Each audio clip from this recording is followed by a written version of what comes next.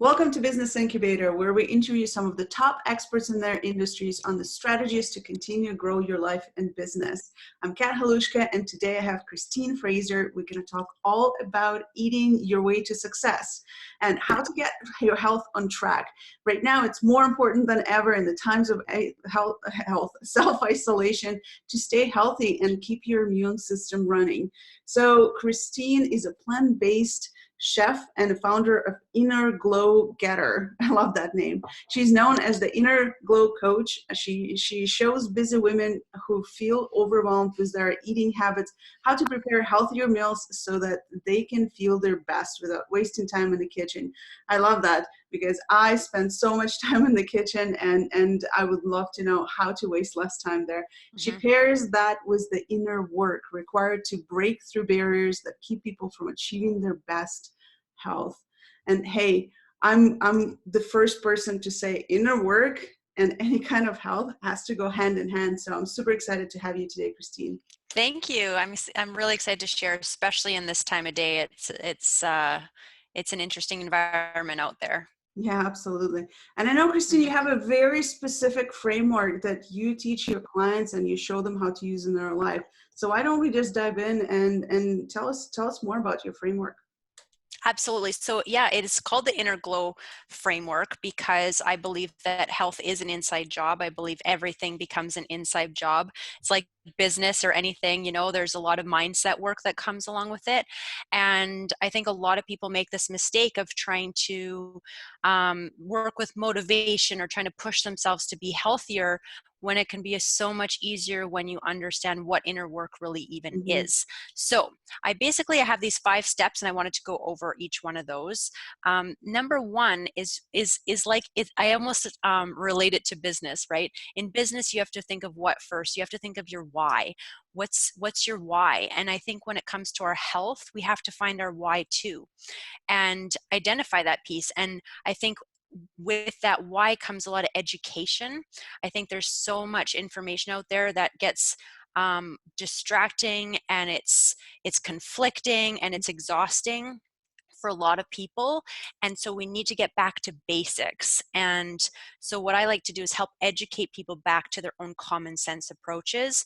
I think if we go from like where most people are at to just a common sense approach of eating more whole fruits and vegetables, just whole, I focus on plant-based foods. That doesn't mean that people need to turn vegan or vegetarian even, but nobody can argue that we need to consume more fruits and vegetables. So as long as we can start cutting out some of the junk foods, the non-foods, and move towards that, that's going to be really helpful.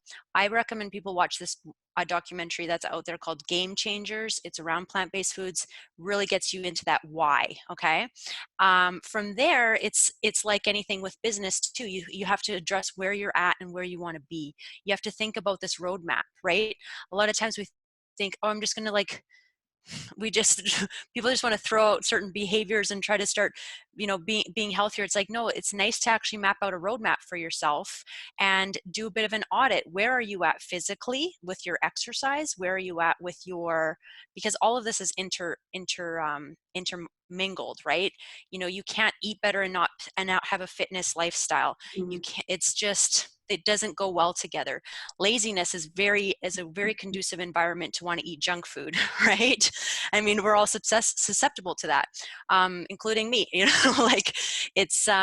but when you have fitness as a part of your lifestyle, as well as some of this inner meditation practice, things like that, you can start to build on that. So a self-assessment is part of this. So you have to look at where you're at and where you want to be. And I have a really great exercise on how to do that with the free giveaway that's on my website too, for people to actually map out their plan. It's like you create your healthy self avatar. You sort of create this picture of who you're going to become, and what that looks like. Because really, and that kind of leads us into step number 3, is the identity issue. A lot of times we identify with, oh, I'm just unhealthy. I am, right? And we fill in the blank of I am, and we have this whole identity of that's for them, I'm this way, right? We have this attachment to how we are in this identity piece. So shifting that identity is really the next step, which also comes down to a little bit of subconscious work I guide people through.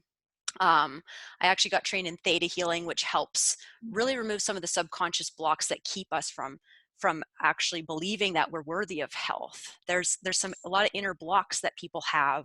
I mean, you know this from working with people in business standpoint. People have inner money blocks. You know, we also have our inner health blocks.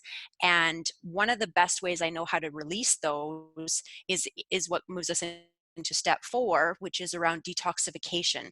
And I don't mean detoxification in a sense of like necessarily just physical detoxification, you know, cutting things out. I coach people through modified juice feasts. So it's kind of like flooding your body of phytonutrients while incorporating some food, because for most people, whole feasting or fasting is a little bit too much for them at first. But when you give your body this phase of like cleansing, it takes away the physical cravings that we typically have, but also cleansing the emotional body.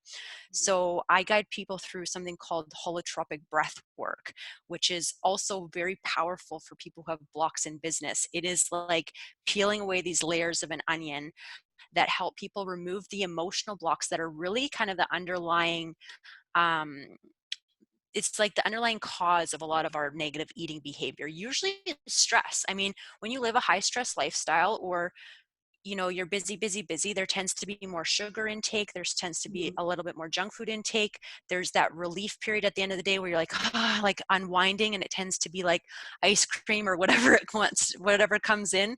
So when we start to understand some of these tools to help release some of that emotional and mental stress, and that's why I encourage people, even going for a walk each day. A lot of people that work in the days, they come home, try to get out and go for a little bit of a walk before you're like making dinner and prepping for your evening, so you can unwind a little bit. So we're detoxing physical, mental, emotional, and then we're building into systems and habits as the 5th step. So there's all these steps that people are missing out. Then they're trying to dive right into the behavior shifts.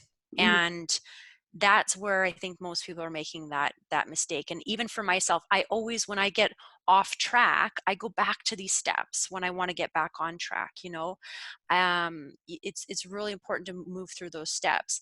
But then the last step, you want to have these systems and procedures. It's like anything. You need to have your systems and procedures for your health. So morning rituals are really important. And that's what I think a lot of people right now, especially, it's a really good idea to get up and have some structure to your day. I mean, I'm all about giving people the break and relax and give yourself a week or 2 of that. But when you're ready to get back on track, give yourself that discipline of that structure and have that morning ritual. Morning rituals to me need to include a healthy breakfast. Having even, and we talked about making things simple. To me, liquid nourishment is as simple as it gets, and you can get a lot of nutrients in a shake.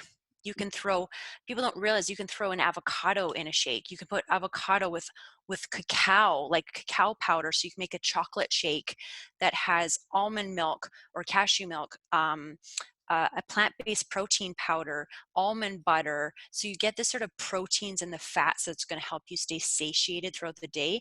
I think a lot of people, or you can make more of a berry smoothie, but getting in your leafy greens, some form of plant-based protein.